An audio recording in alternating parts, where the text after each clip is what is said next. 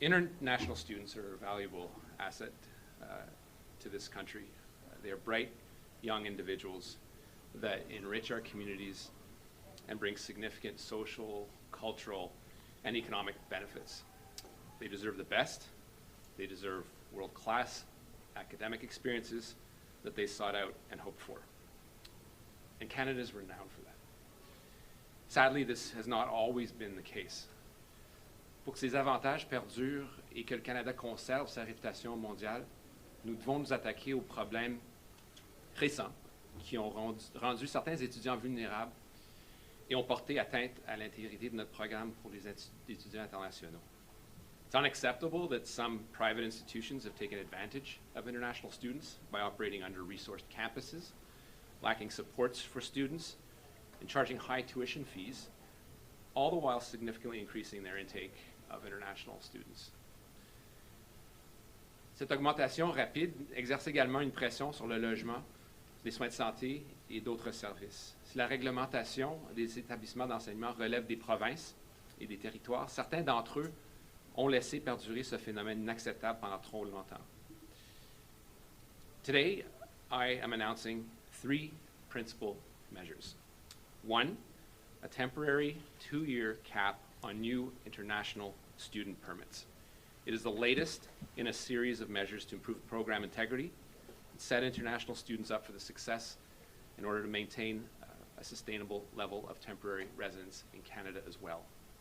To ensure that there is no further growth in the number of international students in Canada for 2024, we are setting a national application intake cap for a period of 2 years. For 2024, the cap is expected to result in approximately 364,000 approved study permits, a decrease of 35% from 2023.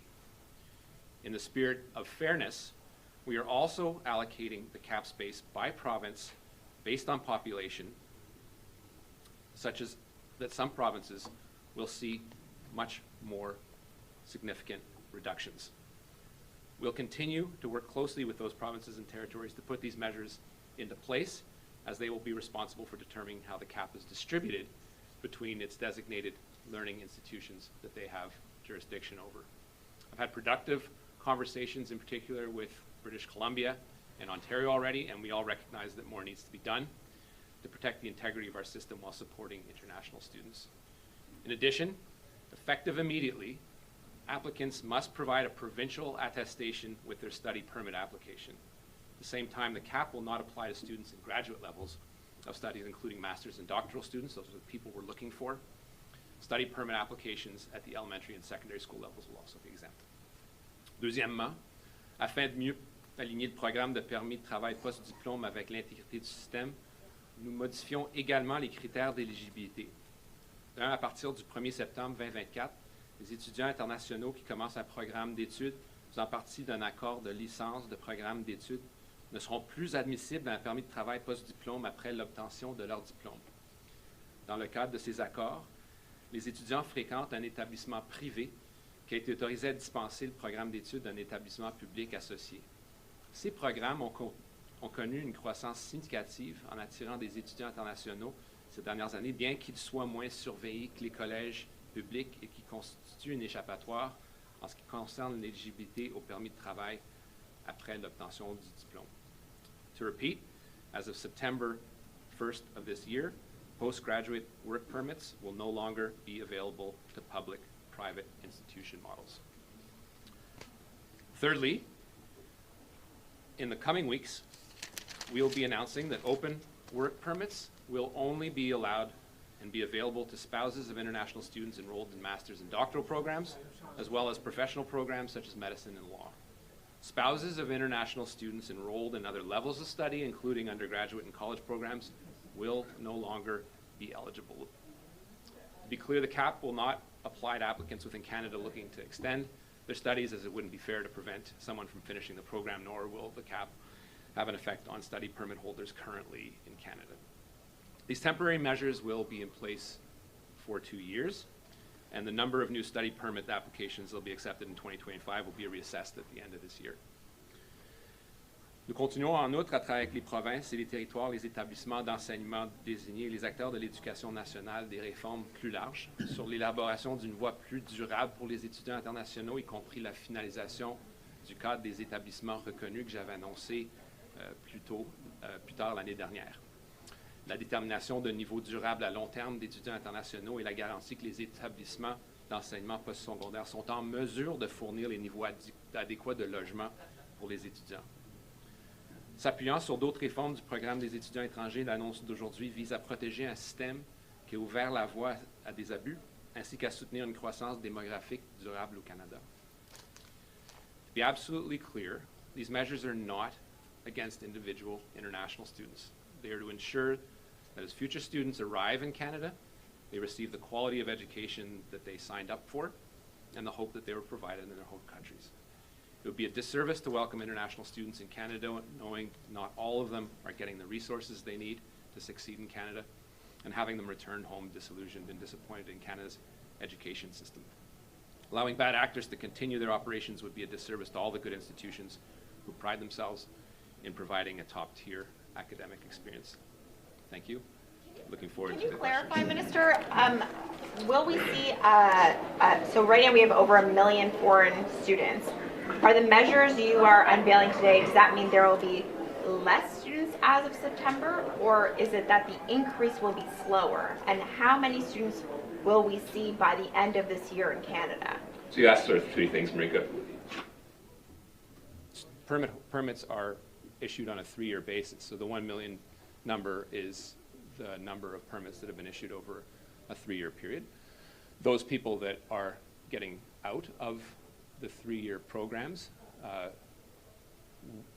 will be reflected in, it'll be a reflection of a decrease, a 35% decrease compared to those people that are graduating from these programs.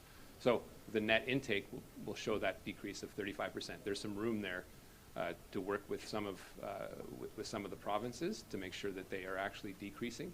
But what the cap actually does is twofold. It's a national cap, but it's spread out according by population, by province. So some provinces will actually have some room to go up if they so choose, but the provinces that have been most heavily affected will have to decrease by about 50, and perhaps even more than 50% when it comes to new incoming people. Avez-vous mesuré l'effet concret de cette nouvelle mesure-là sur la pénurie de logements qu'on vit actuellement?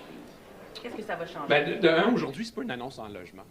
Je parle principalement d'une annonce d'un système de visa qui était désigné pour avoir des gens qui sont très intelligents, des jeunes pour venir ici pour étudier dans le domaine postsecondaire.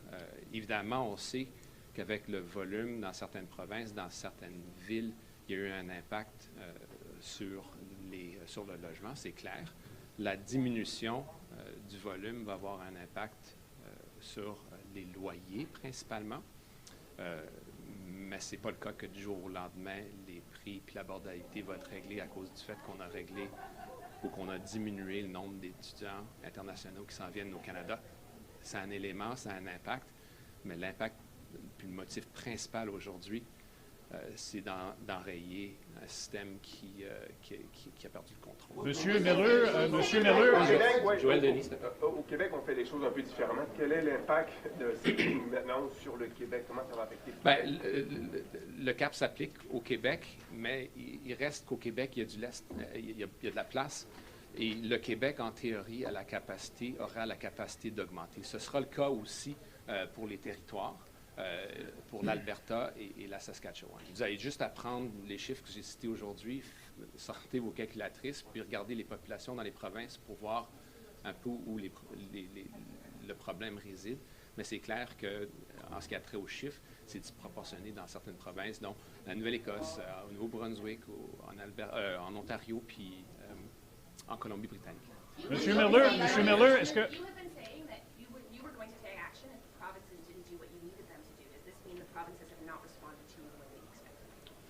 I'd say a couple of things. Clearly, there has not been action as quickly as we wanted it to be taken. We first and foremost wanted to address the matters that were within, pretty much exclusive federal jurisdiction, which are fraud, the integrity of the intake system, verification of offer letters, the putting into place of a recognized institution model, which we did in the fall. And we warned provinces throughout the fall that they needed to start taking measures. I had a very productive conversation with Minister Selena Robinson on Friday about the work that they are going, I'm not going to scoop her, but the work that they are doing in British Columbia to attack this. We don't want to trip over each other, so we're going to work with them. If we get it wrong, we'll fix it with them, and if they get it wrong, we'll be talking about that as well. But we want to coordinate our activities because it is an area of shared jurisdiction. And when it comes to making sure that these institutions are actually what they say they are and not sort of fly-by-night operations and backdoor entries into Canada, that's something that that provinces have a huge role in playing. I spoke to Ontario as well with Minister Jill Dunlop. It was a good conversation, but clearly they have some work to do, but we're willing to work with them. It was, again, as well, a productive conversation. They just don't have the measures in place that, for example, British Columbia is putting into place. Monsieur Miller, est-ce qu'on peut vous entendre, Monsieur Miller? What types for Ontario? The impact on Ontario, can you specify that? And then also what types Well, of... yeah, look, we're working with them, but it'll be approximately 50% reduction. Monsieur Miller, est-ce qu'on peut vous entendre sur la lettre de Monsieur Legault qui vous demande au gouvernement fédéral de prendre des mesures pour encadrer les migrants, l'arrivée au Canada des migrants, entre autres les migrants mexicains, en